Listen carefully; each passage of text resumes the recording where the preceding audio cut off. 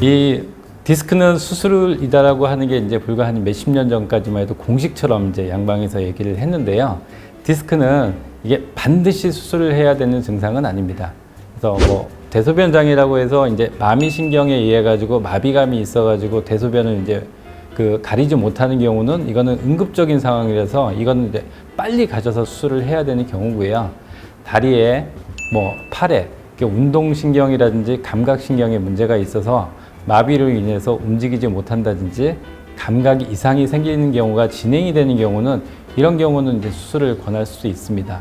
근데 그 통증만이라든지 아니면은 이게 디스크에 의한 증상만으로 인해 가지고 반드시 수술을 하는 게 아니라 대부분은 수술과 비수술을 생각하는 것은 대부분 선택에 의해서 하시는 경우가 가장 많습니다.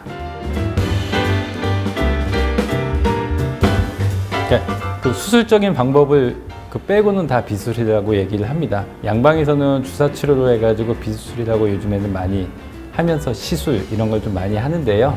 한방에서는 추나요법이라든지 뭐 한약 그리고 이제 봉침, 약침, 일반 침, 어떤 부항 등 여러 가지 이제 수술적인 방법 외에 한방적인 치료로 인해서 디스크에 의한 증상과 통증, 염증을 많이 가라앉히는 이런 치료를 같이 병행하기도 합니다. 그러니까 이게 디스크 치료에서 한약적인 그 부분은 그 디스크에서 염증이라든지 통증이라든지 그다음에 근육이 약해 있을 때 이거를 보완하는 치료를 같이 많이 하고요. 봉침이라든지 약침의 경우에는 이 통증의 염증이 있는 부위, 근육이 이제 많이 뭉친 부위에 이제 한약과 봉침의 효과를 나타나게 함으로써 디스크가 회복하는 데 도움을 주고요.